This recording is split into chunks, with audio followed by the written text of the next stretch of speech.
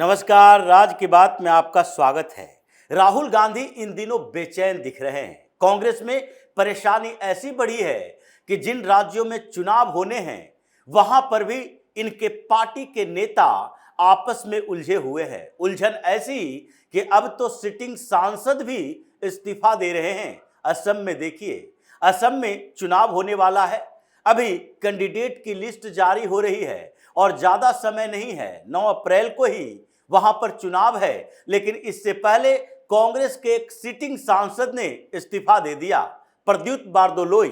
वो इस्तीफा देकर भारतीय जनता पार्टी में जा रहे हैं। 2 दिन से टसन चल रहा था, टक्कर चल रही थी और आपस में खींचतान ऐसा कि प्रद्युत ने जब इस्तीफे की बात की, मल्लिकार्जुन खड़गे को 3 लाइन का लेटर लिखा कि हमें पार्टी में ह्यूमिलिएशन महसूस होता है, हम पार्टी के सभी पदों से इस्तीफा देते हैं। तो उसके बाद गौरव गोगोई उनके दरवाजे पर पहुंचे, जितेंद्र सिंह उनके दरवाजे पर पहुंचे।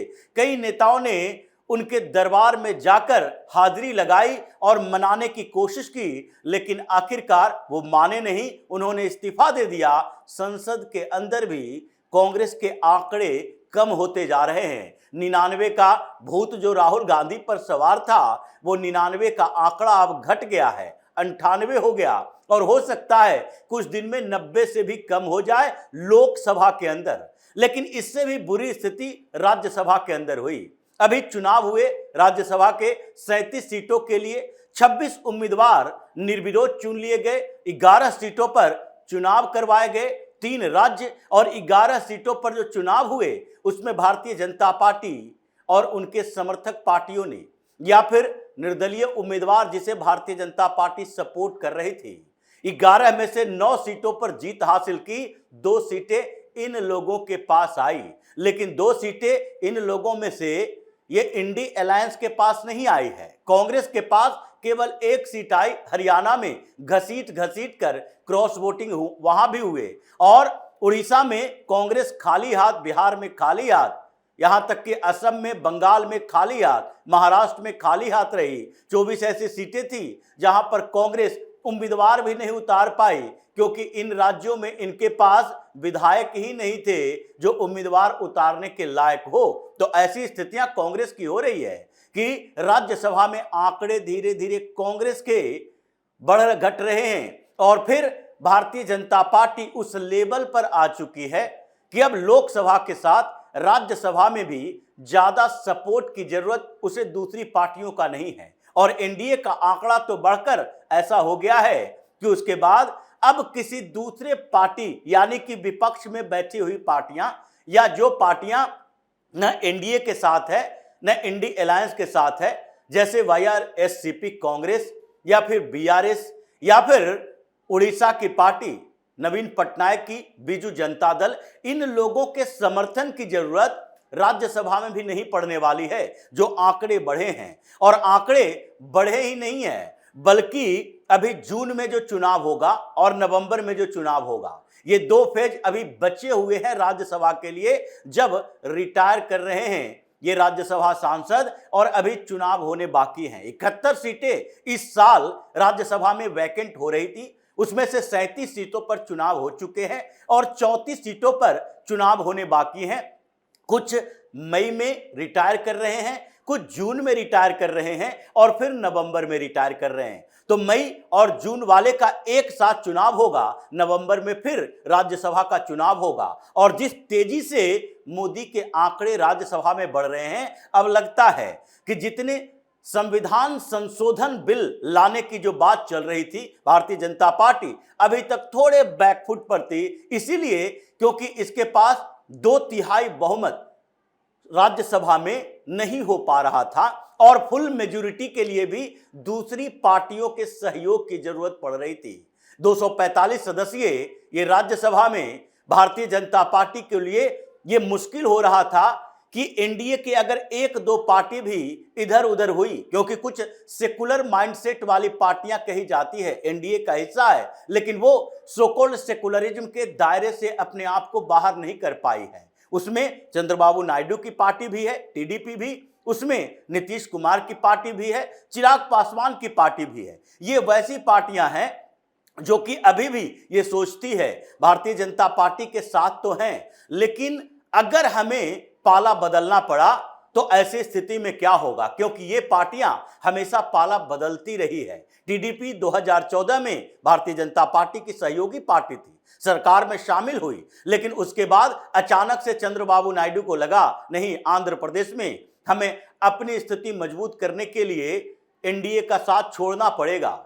साथ छोड़ दिया और उसके बाद जब एक विधानसभा चुनाव में हार हुई बुरी तरह से, तो उसके बाद फिर से वो एनडीए का हिस्सा बने मजबूरी में, और अभी वो मुख्यमंत्री बने हुए हैं। नीतीश कुमार कई बार इधर उधर चले जा चुके हैं। चिराग पासवान भी भारतीय जनता पार्टी के गठबंधन से अलग होकर चुनाव लड़ चुके हैं। तो ऐसे में इन लोगों पर पूरी तरह से भरोसा नहीं किया जा सकता। राष्ट्रीय लोकदल जो कि जयंत चौधरी की पार्टी है, उस पर तो पूरी तरह से भरोसा नहीं किया जा सकता। वो मजबूरी में किसी भी पार्टी के साथ जा सकते हैं। अभी अपॉर्चुनिटी है, मंत्री बने हुए हैं तो एनडीए के साथ हैं, पहले अखिलेश यादव के साथ हुआ करते थे, तो इसलिए इंतजार किया जा रहा था और ये इंतजार लगभग पूरा हो चुका है और नवंबर आते आते और भी मेजोरिटी की संख्या बढ़ जाएगी। राज्यसभा का जो अभी 37 सीटों पर चुनाव हुआ, भारतीय जनता पार्टी ने अपने आंकड़े बढ़ाए और अभी भाजपा अकेले दम पर, अपनी पार्टी उनकी है और उसमें 101 सीटें भारतीय जनता पार्टी की है, लेकिन 101 का ही आंकड़ा नहीं है, यह आंकड़ा और बढ़ा हुआ है, क्योंकि 12 नॉमिनेटेड सांसद राज्यसभा के जो हैं उसमें से 5 तो Bharatiya Janata party officially join कर चुके हैं, लेकिन उसके बाद भी और जो 7 बचे हुए हैं वो भी तो भारतीय जनता पार्टी की तरफ से ही नॉमिनेट किया गया है। संसद में यानी राज्यसभा में वोटिंग के दौरान वो इंडी अलायंस को वोट नहीं दे सकता, वो भारतीय जनता पार्टी को ही वोट देता है। यानी कि 12 नॉमिनेटेड सांसद और फिर जो निर्दलीय जीत कर आए हैं, जिसको भारतीय जनता पार्टी ने सपोर्ट किया है, ऑफिशियली वो भाजपा के साथ जुड़े या न जुड़े, लेकिन वो भारतीय जनता पार्टी के साथ हैं क्योंकि उन्हीं के सपोर्ट से जीत कर आए हैं। जैसे कार्तिकेय शर्मा पिछली बार भारतीय जनता पार्टी के सपोर्ट से हरियाणा से राज्यसभा चुनाव जीत कर आए और वो भारतीय जनता पार्टी में नहीं है, लेकिन फिर भी मोदी के साथ हैं क्योंकि भाजपा के विधायकों ने ही उन्हें जिताया है। तो ऐसी स्थिति अभी भी पैदा हुई। उड़ीसा में अभी दिलीप रे राज्यसभा जीत कर आए हैं, इंडिपेंडेंट कैंडिडेट थे, भाजपा ने सपोर्ट किया था, वो भी भारतीय जनता पार्टी के साथ हैं। अभी ऑफिशियली अनाउंसमेंट नहीं हुआ है, वो भारतीय जनता पार्टी ज्वाइन कर लेते हैं, संख्या और बढ़ जाएगी। यानी कि अगर देखा जाए तो अकेले दम पर भारतीय जनता पार्टी के पास राज्यसभा में 116 प्लस का आंकड़ा पूरा हो गया है और आपको मेजोरिटी के लिए कोई बिल पास कराने के लिए राज्यसभा में 122 प्लस सांसदों की जरूरत है। लेकिन अगर कोई संविधान संशोधन विधेयक पेश करना है तो उसके लिए तो संख्या बढ़ानी पड़ेगी, लेकिन एनडीए का पूरा आंकड़ा देखें तो अभी 141 प्लस सांसद राज्यसभा में हैं और अभी 10 और बढ़ेंगे क्योंकि आगे चुनाव होने वाला है मई जून में, और मई जून में जो राज्यसभा का चुनाव होगा और नवंबर में जो चुनाव होगा 34 सीटों पर, उसमें ऐसी स्थिति है कि कांग्रेस के कुछ राज्यों में सुपड़ा साफ होने वाला है। दिग्विजय सिंह ऐसे ही उछल कूद नहीं मचा रहे थे, उनके पीछे का कारण यही कि मध्य प्रदेश में उनकी राज्यसभा की सीट जा रही है। राज्यसभा सांसद वो बने रहेंगे तब जबकि राहुल गांधी की कृपा होगी कर्नाटक ले जाएंगे, लेकिन कर्नाटक में भी अभी स्थिति ऐसी है कि मल्लिकार्जुन खड़गे भी रिटायर होने वाले हैं और ऐसी स्थिति में अगर कर्नाटक से किसी और स्टेट के उम्मीदवार को उतारा जाएगा तो फिर कर्नाटक में विवाद पैदा हो जाएगा। और अभी कर्नाटक में ऐसे ही बवाल चल रहा है डीके शिव कुमार और सिद्धारमैया के बीच, कब वहां पर सरकार गिर जाए ये भी कहा नहीं जा सकता। डीके शिव कुमार फिर से कर्नाटक के सांसदों के साथ मीटिंग करने के लिए दिल्ली आए हैं और वो कर्नाटक के सांसदों के साथ भी मीटिंग कर रहे हैं, विधायकों के साथ भी कर रहे हैं और राहुल गांधी को अल्टीमेटम दे रहे हैं कि अब हो गया जितना होना था, इससे ज्यादा नहीं किया जा सकता सेक्रीफाइस, इसलिए जल्दी फैसला करो, नहीं तो फिर हम अपना फैसला ले लेंगे जैसे प्रद्योत बारदोलोई ने लिया।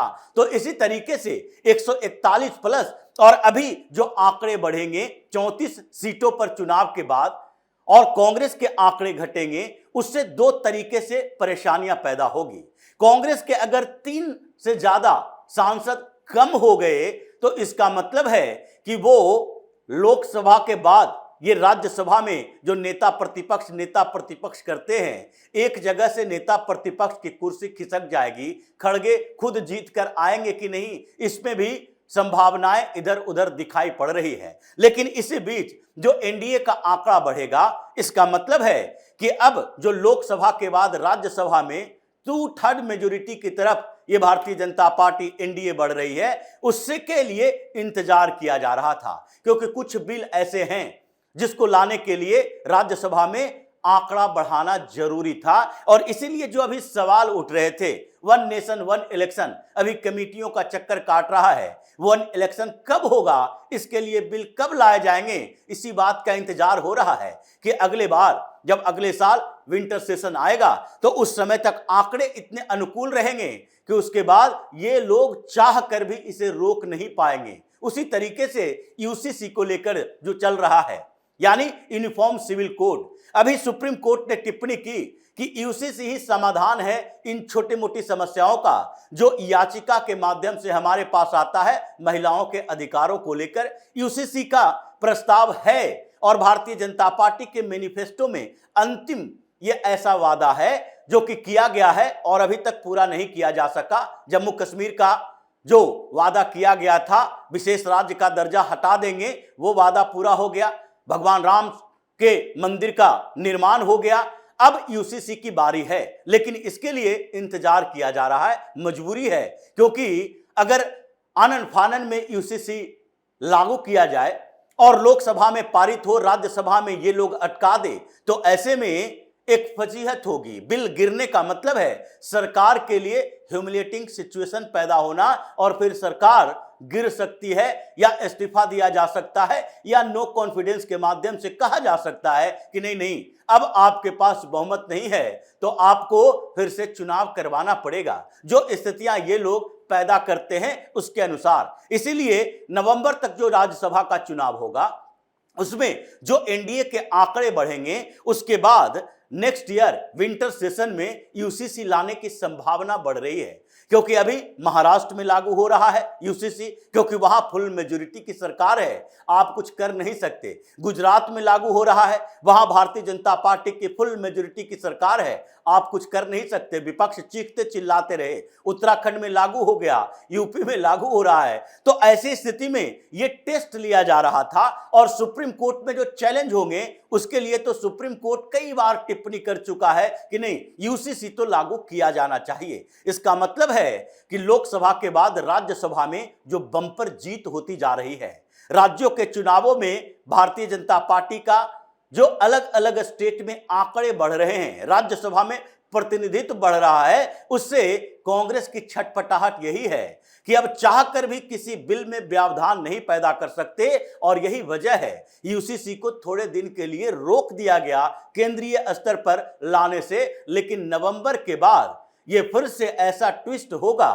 कि 141 जो एनडीए का आंकड़ा है वो बढ़कर 155 प्लस हो जाएगा और फिर उसके बाद किसी भी विधेयक को लोकसभा के बाद राज्यसभा में पारित करवाने के लिए मोदी को किसी दूसरी पार्टी के सहारे की जरूरत नहीं पड़ेगी, ये संभावना बन रही है। इसलिए विपक्ष में राज्यसभा के चुनावों को लेकर इतनी परेशानी है कि कांग्रेस के नेता जो आपस में उलझे हुए हैं, अपने ही नेताओं, अपने ही विधायकों के खिलाफ एक्शन लेने की तैयारी कर रहे हैं। लेकिन एक्शन लोगे, उन्हें रोक नहीं पाओगे। जैसे एक सांसद गया, वैसे ही कई विधायक भी जाने वाले हैं। तो इसी तरह की खबरों के साथ फिर से हाजिर होंगे। तब तक के लिए बने रहिए हमारे साथ और देते रहिए हमें सहयोग, ताकि इसी तरह की खबर हम आपके लिए लाते रहें। धन्यवाद।